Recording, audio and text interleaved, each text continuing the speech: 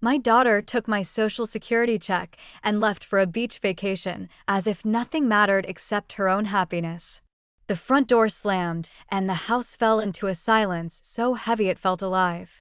Her perfume still floated in the air, sweet and suffocating, like a reminder that she had been here only to take. I stood in the kitchen for a long time, staring at the pantry door, afraid to open it.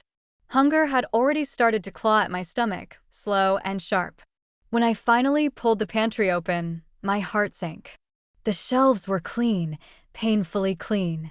No canned food, no bread, nothing.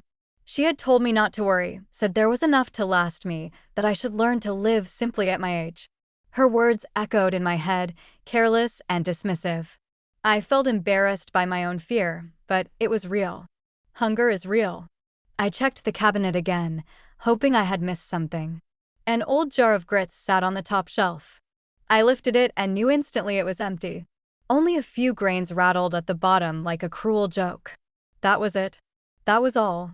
I leaned against the counter to steady myself. This was the same child I had stayed up nights for, sewing and working until my fingers hurt so she could have more than I ever did. And now, without hesitation, she had taken everything that kept me alive and left me behind like an afterthought. In that moment, something inside me shifted. It wasn't anger yet. It was shock. A quiet realization that I was completely alone in my own home. I wandered into her room, stepping over clothes and scattered makeup. The room was full of life, her life, while mine felt like it was shrinking by the hour. I searched drawers and pockets, hoping to find a little cash, a forgotten bill, anything. There was nothing. Just receipts, reminders of how freely she spent money that wasn't hers. On the floor, I noticed a folded paper. I picked it up and read it slowly. A hotel booking.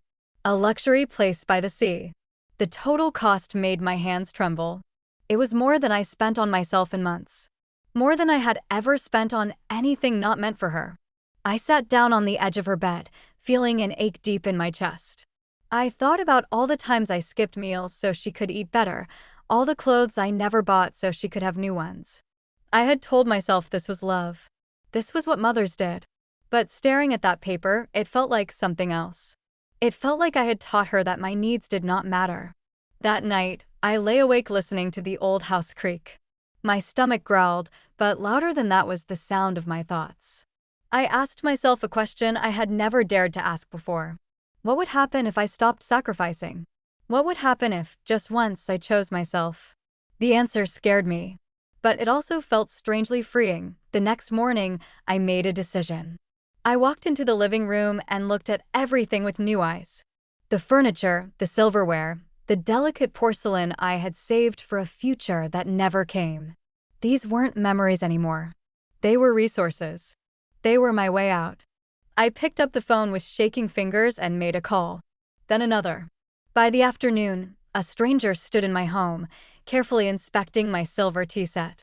He named a price, and for the first time in years, someone valued something that belonged to me. I agreed without hesitation. Piece by piece, I let go. The brooch I never wore. The dishes kept for special occasions that never arrived. Each item that left the house felt like a weight lifting off my chest.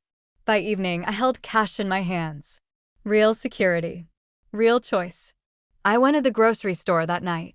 I took my time walking through the aisles, touching fruit, smelling fresh bread.